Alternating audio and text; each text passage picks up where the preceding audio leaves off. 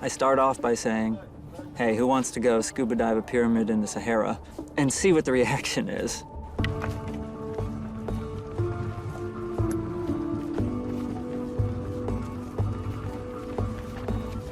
As an archaeologist, am I curious to open up a tomb and look and see what's inside? Absolutely I am. But no one's done anything quite like this. How do you excavate tombs in the desert underwater?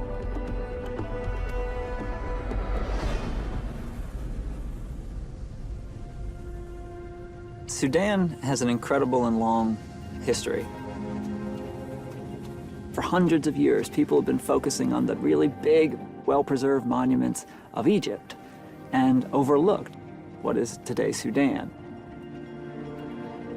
You have pyramids, you have burial chambers that are probably unexcavated, you have dozens of kings, dozens and dozens of queens and princesses and princes. To have the opportunity to go in and excavate these things is really incredible. Ah! Oh, look at that! Look at that! Look at that! That's gold! Every time you go diving, you're putting yourself at risk. We're using surface-supplied air. It's one less thing to deal with, having a big tank on your back in a confined environment where you're not entirely sure how sturdy the walls are. Just so we're all clear on the plan, go down to the chute, hold on to the chute, take a couple of deep breaths, and just hang out there. Good to go? Let's do it. And right as I hit the water, as the cold water starts to infiltrate into my wetsuit, I look up and start to have this thought about, okay, this is somebody's burial place. This is a place to be respected, a place to be learned from, a place to understand, and it just registers.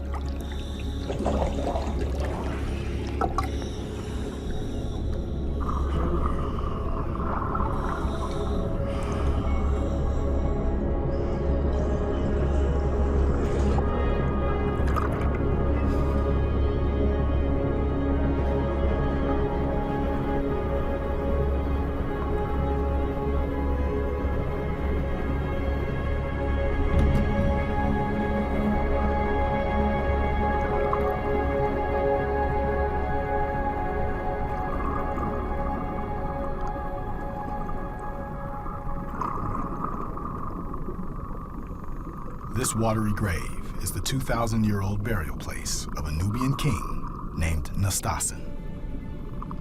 Tombs give us time capsules, glimpses into the history of a people and place. Archaeologist Pierce Paul Kriesman is hoping to learn more about who Nastasen was and the ancient world around him from the secrets his pyramid still holds.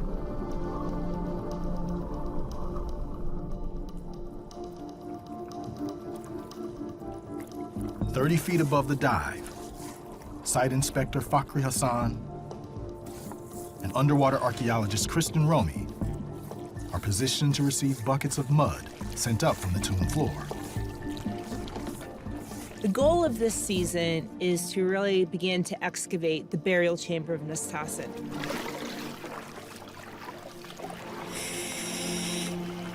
That requires moving a lot of material out of the burial chamber to be examined.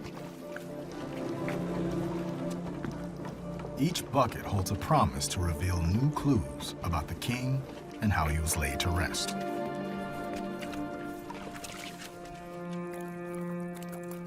So while we have divers down in the tomb and pulling up the buckets, the sieving needs to be done topside because we can't allow this material to dry out.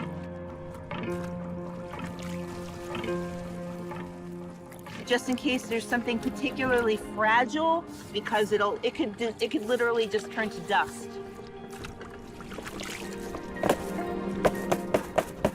Looking for gold and bones and anything that should not be in normal sediment. I have water if you want. Okay, I think this is good. Enough? But yep, I think this is enough.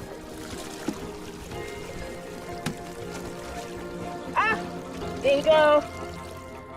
5 minutes in and we already hit gold. It's gold foil. So imagine like aluminum foil that's been crinkled over time. It's paper thin. It's almost like tissue paper. Tissue paper made of gold. This is good. Good luck. Yep, good luck.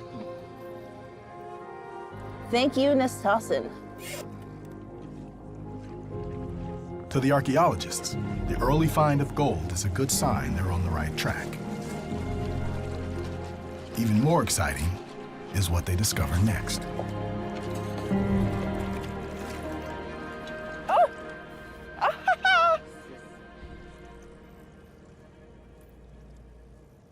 Hey, Fakri. Who is this?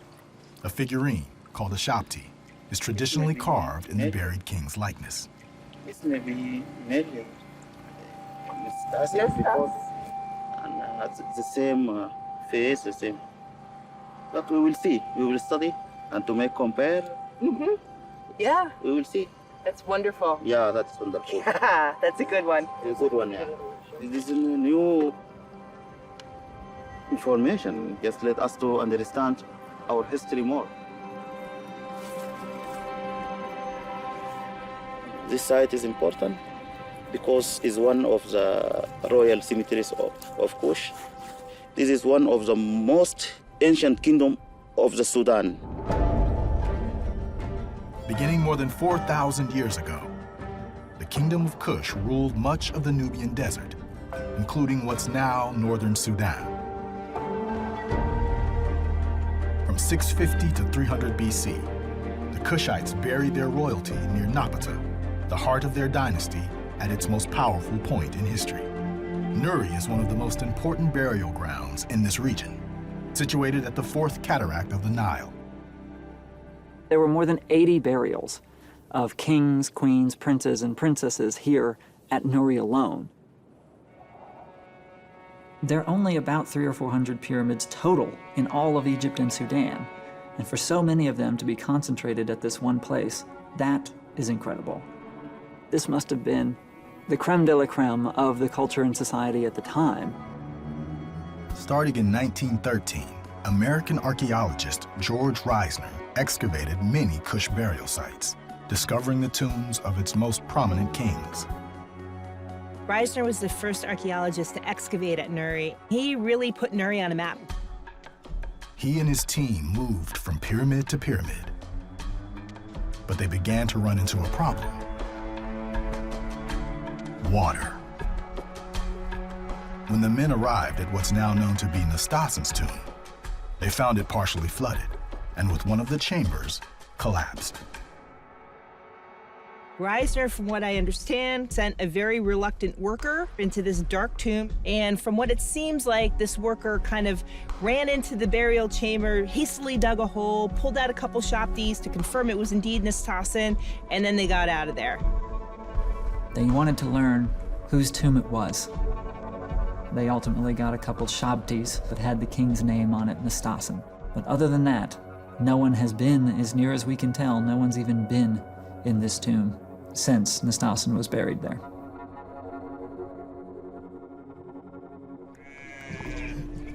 In the centuries since Nastasin was laid to rest, the Nile River basin has risen at Nuri. Climate change, industrial agriculture, and construction of dams have changed the levels of the water, flooding many of the tombs. It's these waters that may have saved the rich burials from a common fate. Of course, the problem with pyramids is that they're big targets. They say, hey, there's a big pile of loot buried underneath me, come get it. Even in ancient times, these tombs were being plundered left and right.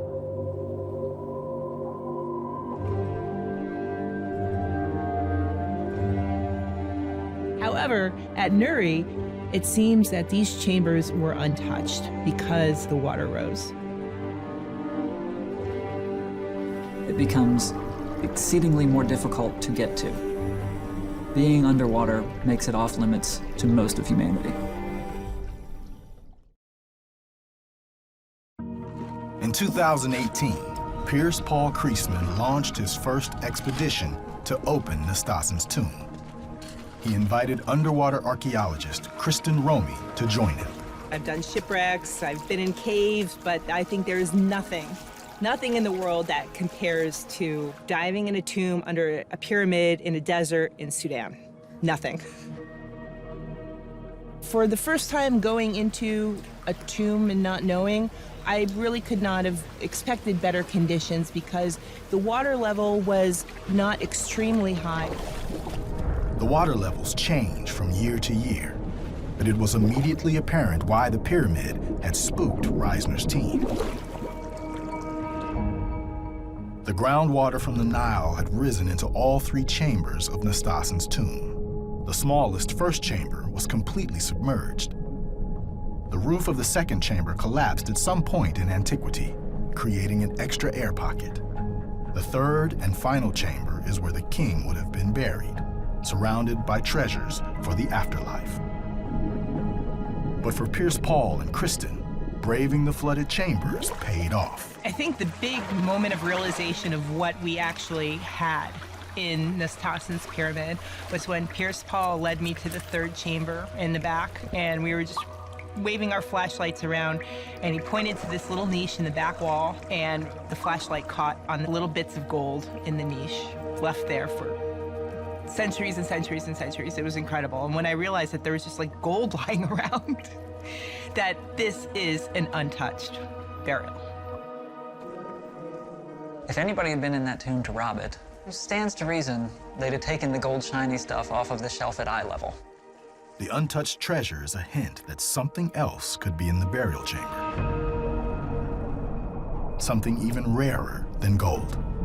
In the middle of the third chamber, there is a large mound. It's got stones all around it, and it is very conveniently about the size of a person. It's about 6 feet long and about 3 feet wide, and then a pile around it. This season, a year later, Pierce Paul is hoping to uncover the burial and learn whether Nastasin is still inside. Pyramids in general don't often retain their intended occupants. It's actually exceedingly rare to find a pyramid with the person in it. If you're looking at really kind of untouched royal burials in this part of the world, the last really big one was about a century ago. It was Tut. And he was really a relatively minor pharaoh in the bigger scheme of things. Tut's famous because he's got an untouched tomb. Nastasin, on the other hand, there's all sorts of major political upheaval in the ancient world that he's part of. Being able to excavate the untouched royal tomb of Nastasin, I think, is going to be an immense wealth of information. Nuri is one of the most intensive concentrations of pyramids anywhere in the world across any culture and civilization. In Sudan, in fact, there are more pyramids than in Egypt, and this is a thing that people don't think of very often. Kush and Egypt have a long, interwoven history, one that is just beginning to be more fully understood. Most of what we know in the history books about the Kingdom of Kush comes from the perspective of the Egyptians, because the Egyptians had writing. And the Egyptians wrote everything down, everything. They pushed a phenomenal amount of paper, we would say, in today's world. And we are fortunate to have a lot of those records. But those records frame everyone outside of Egypt as somehow not equal to, or lesser than. History is written by the victors, the 1%, and archaeology tells the story of the underdogs, of the other 99%. The best way to really verify or disqualify a historical account is to look for the facts on the ground. Sometimes it jives with the history books, and sometimes it doesn't. Archaeologist Jeff Emberling has excavated many important Kush monuments, uncovering its past, brick by brick. We know that from the very first moment that Kush appears in history, around 2000 BC, it was powerful.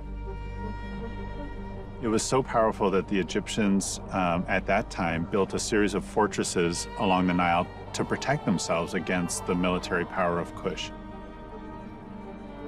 From its prime position on the Nile, the Kush Empire controlled trade routes from the south up to Egypt, transporting ivory, leopard skins, precious stones, and gold. They had the connections with Inner Africa that could bring these exotic products all the way to Egypt and to the wider Mediterranean world. They were the go-betweens, and they became very, very rich and powerful off being in that position. Egypt relied on Kushite gold for their elaborate burials, and fierce Kushite warriors to supplement Egyptian armies. Eventually, the Kushites gained so much power, the Egyptians saw them as a threat and invaded their neighbors to the south. For the next 400 years, Kush was controlled by Egypt. In the beginning, the Egyptians imposed their gods and temples on Kush. They were taking the elites of Kushite society and giving them Egyptian educations. But the Kushites eventually became even more devout spiritual followers than their conquerors. Even as the Egyptian empire began to lose strength and withdraw in 1100 BC, the Kushites continued building their tombs in the shapes of pyramids.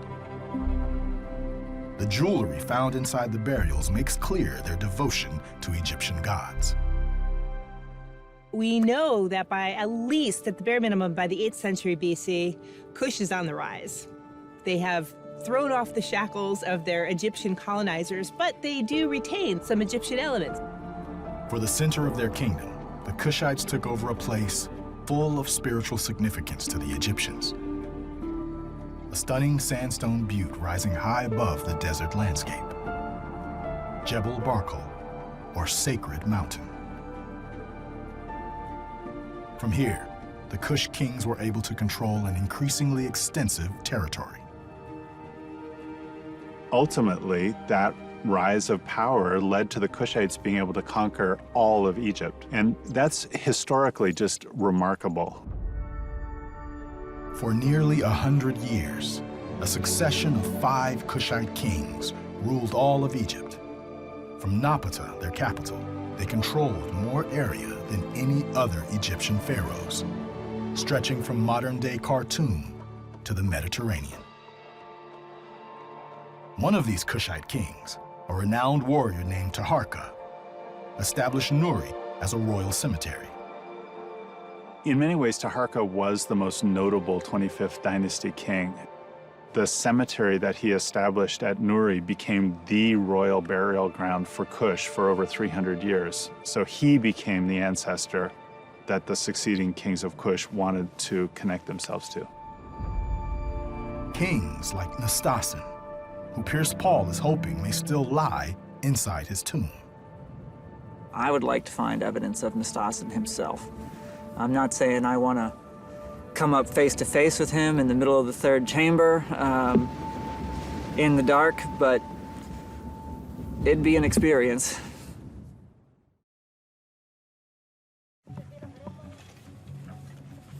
When Pierce Paul's team begins their second season of excavation, they find Nastasin's tomb in an unexpected and unnerving condition. The morning of the first dive, I'll admit I was apprehensive. This was a completely different situation than it was last season. We were all really surprised about how much water was in there. The water table was considerably lower last year. This year, we are now working with at least 15 feet more vertical of water.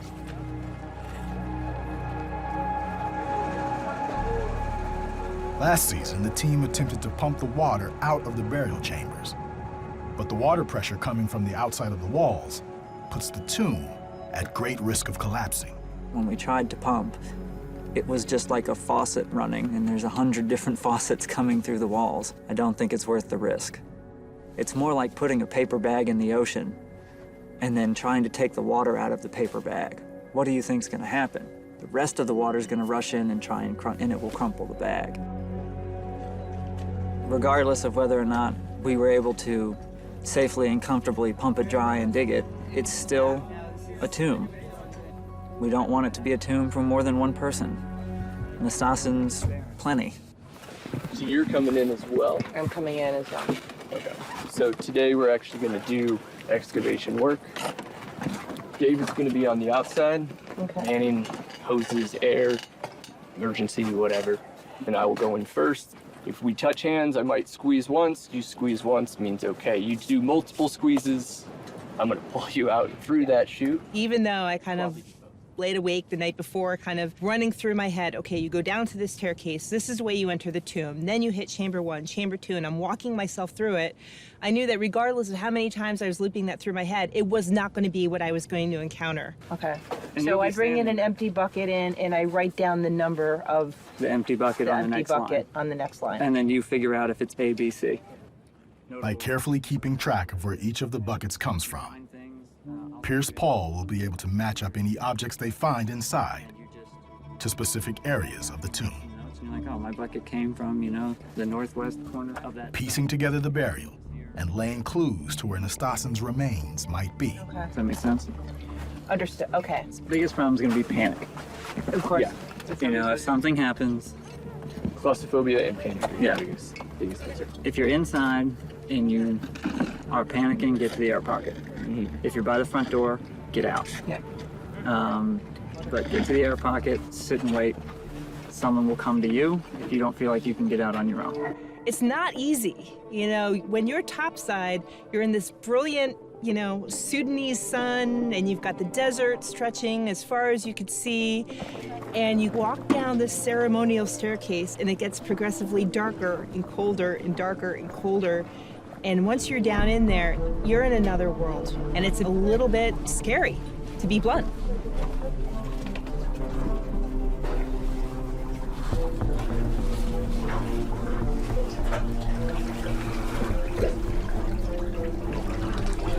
Okay. Kristen, you're going to be on this line. Okay. Arm up.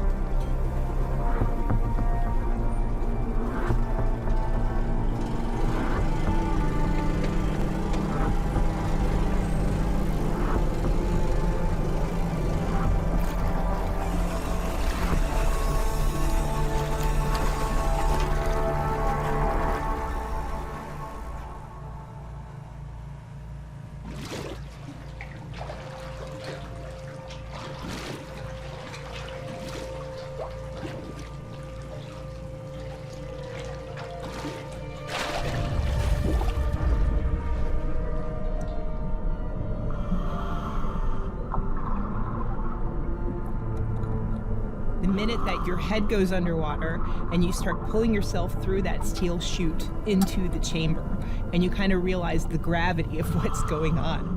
And then you realize that the visibility shot. You have to kind of navigate your way through that first chamber to get into the air pocket in the second chamber.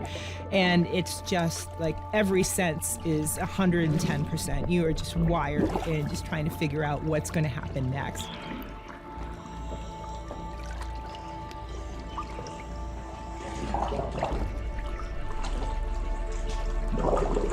So you're going in with 19 now? 19A. 19A, you got it. Okay. See you in a minute. 1:30. Kristen notes the time to track how long Pierce Paul is working in the third chamber. If he's gone more than a few minutes, she'll have to go in and try to find him. We know that the second chamber of the burial suite beneath the pyramid has already collapsed at some point in history. And so there's no reason why other parts of that tomb can't collapse.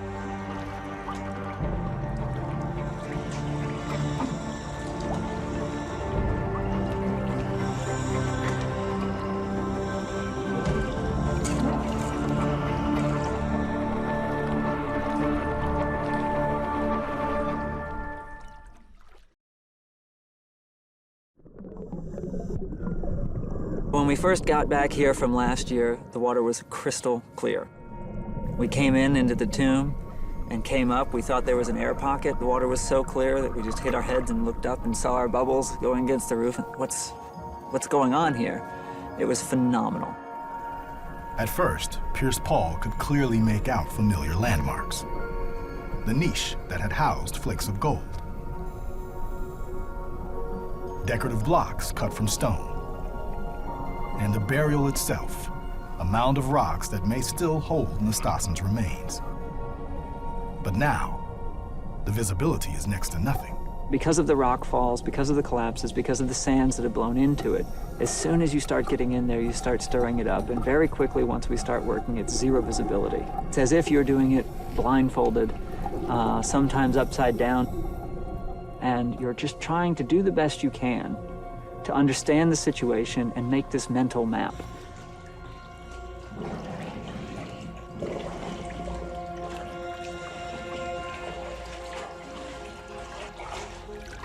You are trying to find important things solely by touch. You cannot use your eyes, you cannot use any other sense but your touch and your mental memory.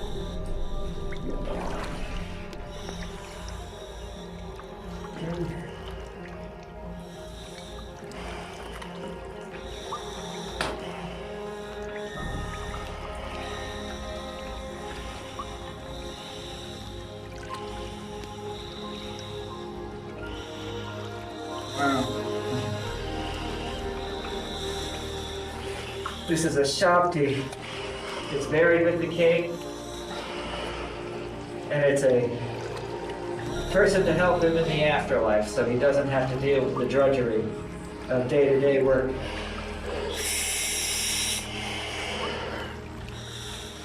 Oh, it's a beta.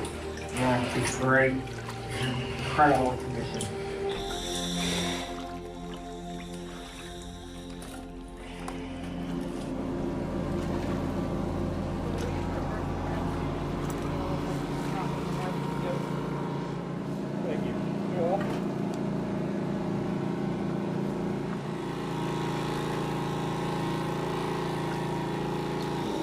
The season so far, I'm most proud of that we get out of the tomb every day safely. That is number one. Number two, I really do think we're making progress. I think we're learning more every day. We're getting information that makes this worth it.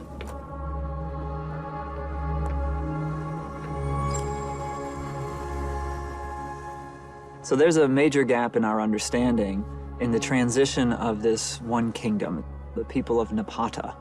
After hundreds of years of burying their kings here, they just stop. Nastasen falls at a really important time for us. He is the last king buried at Nuri. Why do they stop?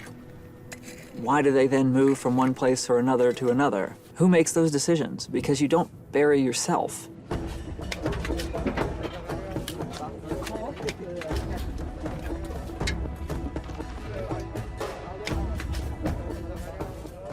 The 4th century BC in Kush was a little bit of a turbulent time, and we see this in a number of different ways, including the locations of royal burials.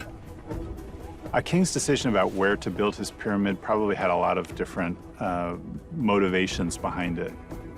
To investigate these motivations and what could have caused this tumultuous time, archaeologists Jeff Emberling and Sami El Amin are turning their attention from the elite to the ordinary. Nearby the royal temple that hosted coronations for a long line of kings and pharaohs, Jeff and his colleagues are unearthing a town that hasn't seen daylight in thousands of years. I've always loved digging settlements. I'm always just interested in how everybody lived and not just how the kings lived. I don't know, I kind of don't trust those people, those kings. And I would rather be able to tell history in a way that included all of us and all of them.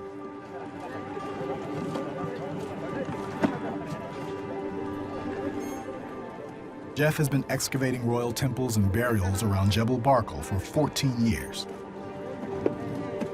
But he'd always wondered where the people who built the structures and supported the elite lived. He knew there must have been a town nearby, long ago buried under the sand. Those are the kinds of questions that keep me going as an archaeologist. What is it that we don't know that's under our feet?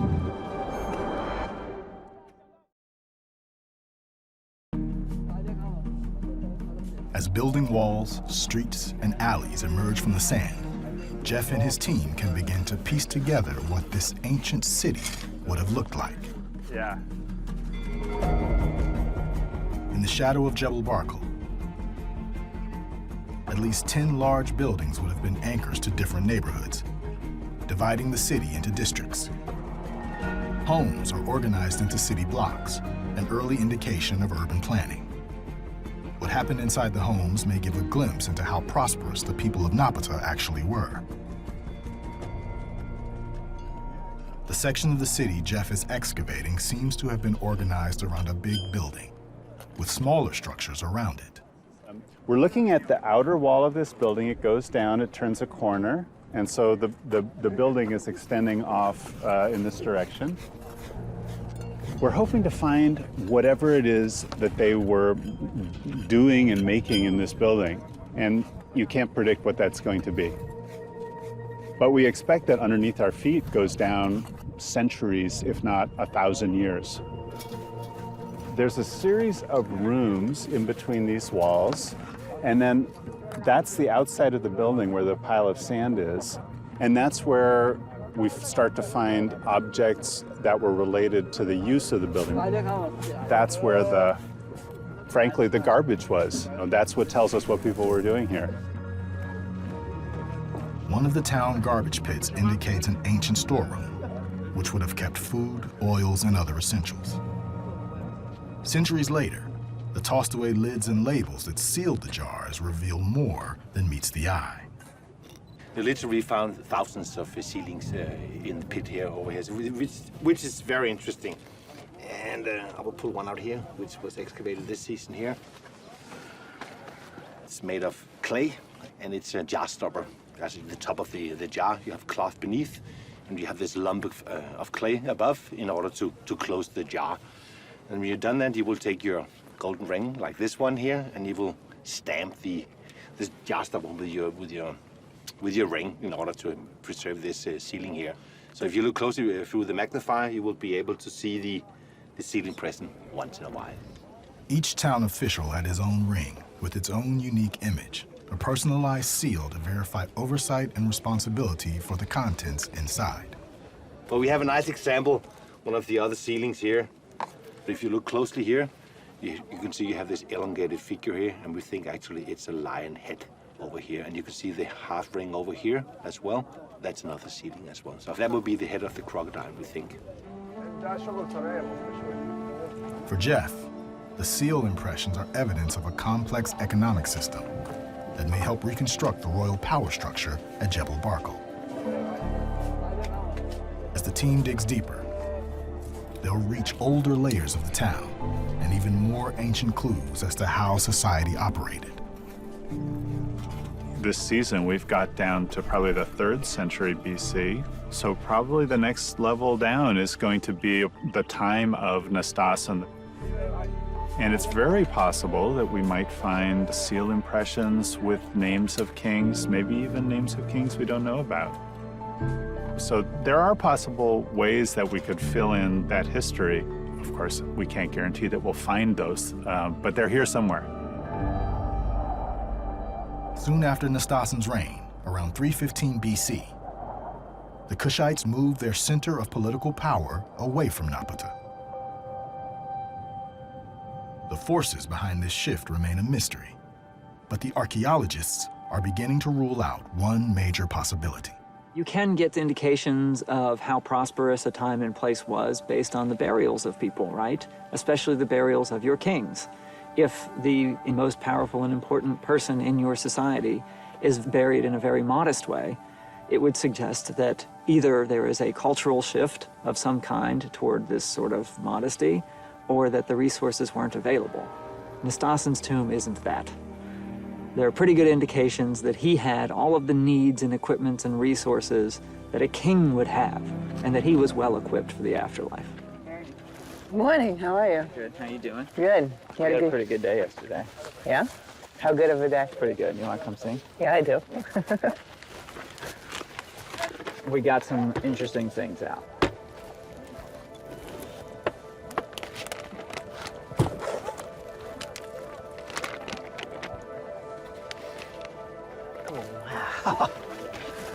Yeah.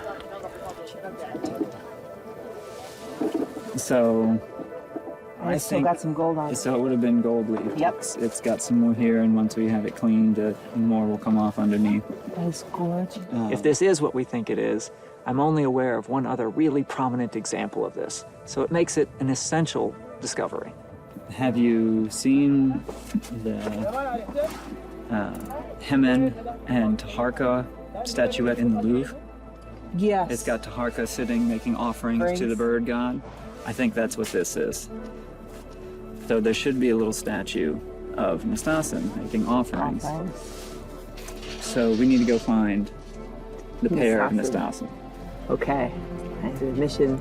Yeah. Mission taken on here.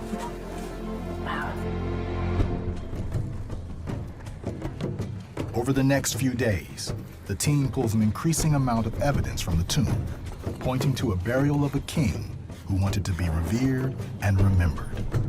All right, we've got another box. Okay. For And 8. bucket is 8. Bucket is 8.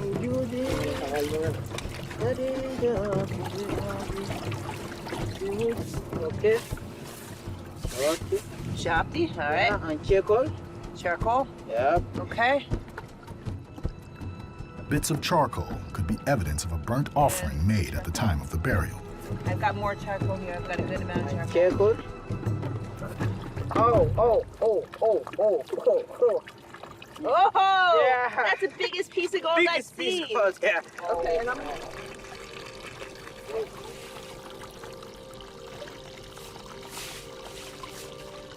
Gold foil that would have covered objects like the statue of the falcon god. Beautiful. I win. I know you win. You win. You win. Gold, okay. Yeah, piece of gold. Oh, give more gold. Here, I'm leaving you a gift. It's the bag. Day of gold. Day of gold. Ah, Yeah. there's some more right there. Yeah. Day of Sunny. Okay.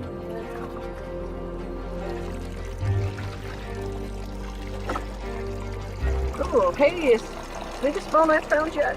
Oh, yeah. As we get closer to the central parts of the tomb, we started to find pieces of bone that are darkened. And yes, this could be from having been burned or charred, but this can be what happens to bones underwater. See that? What? Is that leather maybe, or Here? it's in the mud? Here. Yeah. Oh, whoa, more leather. Yeah, that's leather. Okay, it's beautiful. Yeah. We got out what we think are some pieces of leather, and if these are pieces of leather, that would be consistent with the types of burials from this time and place in which they might have been put on or wrapped in a hide mat. Yep. If that's what this is, then it's another good indication that, yeah, the king was or is here. With each day of discovery at Nuri, Pierce Paul is getting closer to honing in on what might be the burial and body of King Nastasen. As of today, the tomb looks something like this. We got the niche up here, the entry. So this is the third chamber.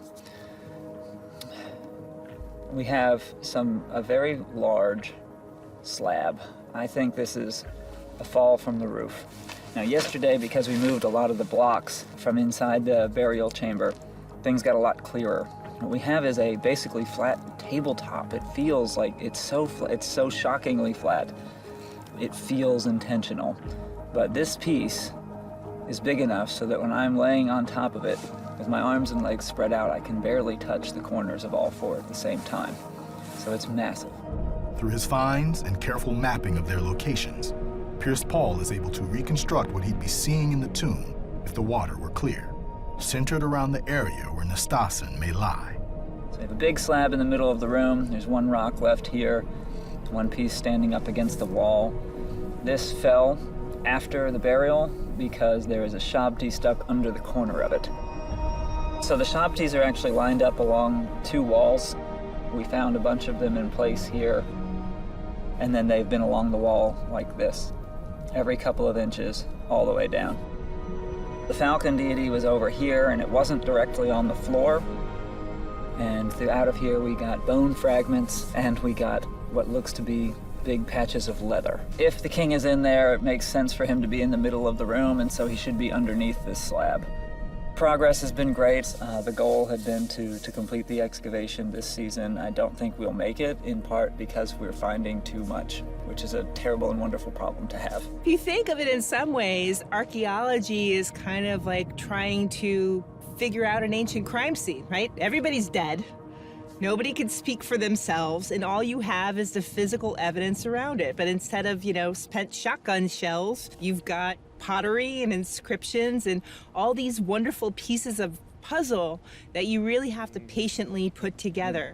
There's no... Gosh, look at the visibility. I can even see bubbles in there on occasion. So, the Pierce first Paul day and or- Kristen review some of the footage of Nastasin's tomb Remarkable. And last year it was worse. to assess whether there's a possibility Wooden he's still furniture that inside. had been gilded that then got squished. The rock falls in the tomb block them from getting a clear picture, At the roof. but it could also be a stroke of luck. That they were How many falls do you think you got there? at least 2. What I'm hoping is that the things coming down from the ceiling, yes, they Right. crush some stuff, but they also push it out. And yeah. We found some shattered parts of bone, probably human. We found gold leaf. We found leather. We found the little statuette of a deity. So essentially, you're dealing with a tomb tsunami in some sense, yes, right? It's great because I think the likelihood is high that there's more there because it's protected, smushed, but protected. I can imagine that this gigantic slab has prevented anybody else since that event occurred from doing anything to get to whatever is underneath it, Yep. which is in the center of the room, which is where Which all these is- burials are. Yes, which is where Nastashin should Should be be. if he's in there. Yeah. Now we just have to figure out. What's the technical way to do it, if at all? Which is also one of the questions. Is this a thing that we can do today, or is it a thing that we leave to someone else in the future? For immediate gratification, that's disappointing because you've got a big rock in the way. But for long-term prospects, it's really intriguing. We may have Nastasin still inside that tomb. After Nastasin's reign and the mysterious move from Napata, the Kushites began a new era. While still prosperous for centuries, the kingdom's power would never again extend as far as it had when it ruled Egypt. It is a really engaging time in human history, and it's these foundations, these things that we look back in our own history books and say, gosh, these are important events in our world too. For nearly 2,000 years, temples were built and rebuilt at the foot of Jebel Barkal.